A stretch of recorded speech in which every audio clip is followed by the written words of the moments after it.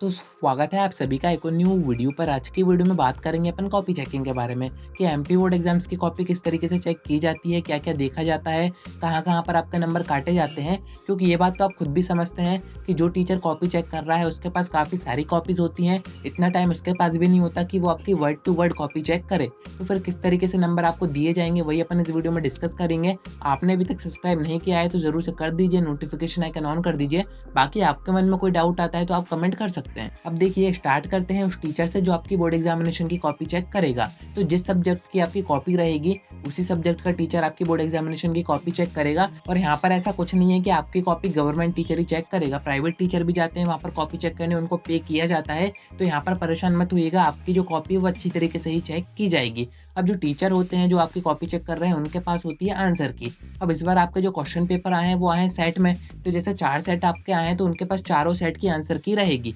उसी में से मैच करके आपकी जो कॉपी में आंसर है उसको देखा जाएगा, सही होंगे तो मार्क्स आपको दे दिए जाएंगे, और अगर आपके आंसर मैच नहीं हो रहे हैं आंसर की से तो फिर आपके मार्क्स काटे जाएंगे। अब देखिए यहाँ पर स्टैंडर्ड की बात करें कि कॉपी ज़्यादा स्ट्रिक्ट तरीके से चेक होती है या फिर नहीं होती है। तो देखिए ये है एमपी बोर्ड। यहाँ पर टीचर जो होते हैं वो आपको नंबर देने ही बैठे हैं, उनको वो खुद भी यही कोशिश करते हैं कि बच्चे को कैसे भी करके हम पास कर दें। तो इतना तो आपको पेपर में करना ही चाहिए कि आप पास आराम से हो जाओ। एक्स्ट्रा मार्क्स दे के भी आपको पास कर दिया जाता है, क्योंकि एमपी बोर्ड का जो रिजल्ट है वो डाउन जाता है। तो टीचर को भी इंस्ट्रक्शन दी जाती है कि आप बच्चों की कॉपी आराम से चेक कीजिएगा, ज़्यादा कोई मिस्टेक आपको फाइंड करने की ज़रूरत नहीं है।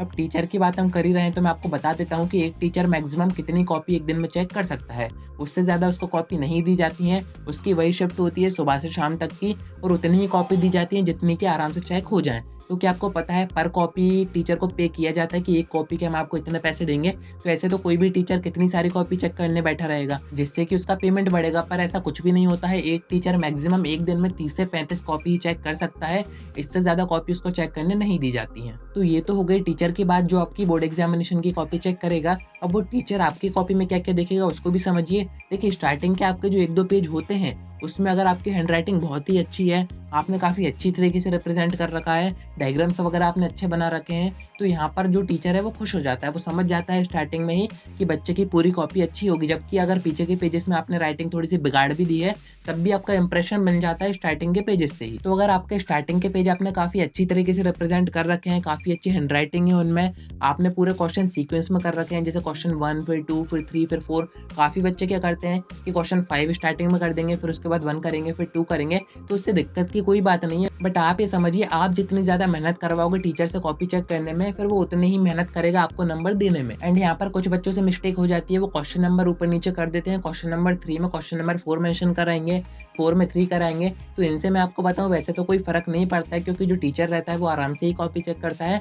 उसको समझ में आ जाता है कॉपी चेक करते करते कि ये आंसर कौन से क्वेश्चन का है, तो उसको समझ में आ जाता है। तो यहाँ पर आपको परेशान होने की ज़रूरत नहीं है। अगर क्वेश्चन नंबर में मिस्टेक आपकी हुई है तो मार्क्स आपको दे दिए जाते हैं। अब देखिए कुछ बच्चे क्या करते हैं, एक ही क्वेश्चन के दोनों क्वेश्चन कर देते हैं। जो ऊपर दिया है उसे भी कर देते हैं, नीचे और में दिया है उसे भी कर देते हैं। वो ये सोचते हैं कि कहीं ना कहीं हमें मार्क्स उसमें दे दिए जाएंगे। तो ऐसा कुछ भी नहीं होता है। जो क्वेश्चन आपने ऊपर किया है, अगर आपने दोनों अटेम्प्ट किए हैं तो जो आपने स्टार्टिंग में किया है, जो ऊपर किया है, उसके नंबर आपको दिए जाएंगे। और में आपने कितना ही सही उसको किया हो उसके नंबर आपको नहीं दिए जाएंगे, उसको वहाँ पर काट दिया जाता है। तो ये तो मैंने दे दिया आपको ओवरव्यू। अब हम थोड़ा सा अंदर जाते हैं। देखिए ऑब्जेक्टिव्स की बात करें तो ऑब्जेक्टिव्स आपके आंसर की से मैच किए जाते हैं। अगर वो सेम टू सेम मैच हो रहे हैं कि ऑब्जेक्टिव में आपका आंसर तो कॉमन ही रहेगा। अब ऐसा तो है नहीं कि आपका आंसर कुछ और है, किसी दूसरे बच्चे का आंसर कुछ और है। तो जो ऑब्जेक्टिव्स होते हैं एक एक नंबर के, उनको आंसर की से एग्जैक्ट मैच किया जाता है कि अगर वैसा का वैसा है तो ही नंबर आपको दिए जाएंगे, अगर वैसा नहीं है तो नंबर्स आपको नहीं दिए जाएंगे। हाँ, अगर ऑब्जेक्टिव में ग्रामर मिस्टेक है या फिर स्पेलिंग मिस्टेक है तो उसको इग्नोर कर दिया जाता है, नंबर्स आपको दे दिए जाते हैं। तो वो कोई दिक्कत की बात नहीं है। उसके बाद हम बात करें जो आपके बड़े बड़े क्वेश्चन होते हैं 2 नंबर के, 3 नंबर के और 4 नंबर के, तो वहाँ पर क्या होता है, जैसे जो क्वेश्चन आपके पॉइंट्स में है तो पॉइंट्स आपके पूरे चेक किए जाएंगे। बट अगर कोई क्वेश्चन पैराग्राफ में है, जैसे इंग्लिश में आपके ड्रामा या फिर फिक्शन से जो क्वेश्चन आते हैं उनके बड़े बड़े पैराग्राफ होते हैं, तो इतना टाइम तो होता नहीं है कि पूरा पैराग्राफ पढ़ा जाए। तो वहाँ पर क्या होता है, ऊपर का थोड़ा सा पढ़ा जाता है, आखिरी का थोड़ा सा पढ़ा जाता है, बीच का पूरा इग्नोर कर दिया जाता है।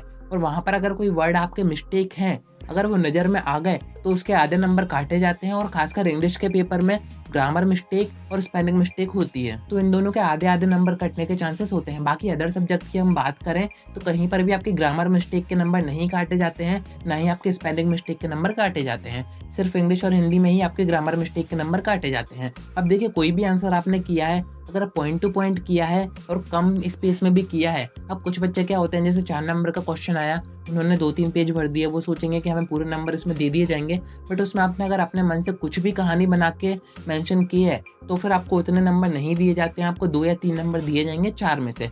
बट अगर आपने पॉइंट टू पॉइंट आंसर किया है, जो पूछा गया है सिर्फ उतना आपने बताया है और उसको आपने आधे पेज में ही खत्म कर दिया, तो यहाँ पर आपको 4 में से 4 पूरे नंबर दिए जाते हैं। और वहीं बात करें स्टेप मार्किंग की, तो एमपी बोर्ड में आपको स्टेप्स के नंबर दिए जाते हैं। जो आपके न्यूमेरिकल सब्जेक्ट हैं, जैसे मैथ्स हो गया, फिजिक्स हो गया, केमिस्ट्री हो गया, अकाउंट्स हो गया, जिनमें भी आपके न्यूमेरिकल्स आते हैं, अगर आपने स्टेप सही किए हैं, आंसर आपका सही नहीं आया है, तो आंसर का एक आध नंबर काट के बाकी के नंबर आपको दे दिए जाते हैं।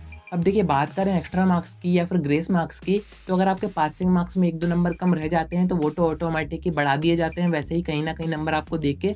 बट अगर आपके 3-4 नंबर कम रहते हैं तो ऐसे में आपको ग्रेस दे दी जाती है। बट ग्रेस आपको किसी एक ही सब्जेक्ट में दी जाएगी, किसी 2 सब्जेक्ट में ग्रेस आपको कभी नहीं दी जाती है। और इस बार के क्वेश्चन पेपर में काफ़ी सारे मिस्टेक्स भी आई थी, तो बोनस नंबर भी आपको दिए जाएंगे। उसका ऑफिशियल नोटिस जारी किया गया, तो ऊपर से सभी टीचर को इंस्ट्रक्शन दे दिए गए थे कि किन क्वेश्चन में कहाँ पर आपको बोनस मार्किंग देनी है, तो बोनस मार्क्स भी आपको दिए जाएंगे। अब देखिए, ये सब करने के बाद आपकी पूरी कॉपी चेक हो चुकी है, तो पूरी कॉपी के नंबर काउंट किए जाते हैं, कहाँ पर किस क्वेश्चन में कितने नंबर आपको दिए हैं। अब जितने का भी आपका पेपर हो रहा है 75 का या फिर 80 का, उसमें से जितने भी नंबर आते हैं उसको आपने देखा होगा कॉपी के फ्रंट पेज पर एक साइड में जगह रहती है, वहाँ पर उसको मेंशन कर दिया जाता है। तो ऐसे ही आपकी सारी कॉपी चेक हो जाती हैं। उसके बाद आपकी सारी सब्जेक्ट की कॉपी साथ में पिंच कर दी जाती है। फिर उसके बाद होती है आपकी डेटा एंट्री, यानी कि आपके जो नंबर है उनको एंटर किया जाता है किसी भी रिकॉर्ड में, या फिर अगर ऑनलाइन भेजे जा रहे हैं तो ऑनलाइन उनको चढ़ाया जाता है। फिर उन नंबर्स के अकॉर्डिंग, अब देखिए नंबर्स आपके फ्रंट में ही रहते हैं, उसके बाद ऐसा नहीं है कि बार बार कॉपी के पीछे देखना पड़ रहे हो, फ्रंट में से ही नंबर आपके चढ़ा दिए जाते हैं और फिर उसी के थ्रू आपका जो रिजल्ट है वो बनाया जाता है। और फिर वो जो रिजल्ट है वो आपका वेबसाइट पर अपलोड कर दिया जाता है और फिर आप उसे आराम से चेक कर पाते हो। तो यही पूरी प्रोसेस है कॉपी चेकिंग में। अभी भी आपके मन में कोई डाउट है तो आप कमेंट कर सकते हैं। आज की वीडियो में इतना ही। ये वीडियो अपने फ्रेंड्स में जरूर से शेयर कर दीजिए।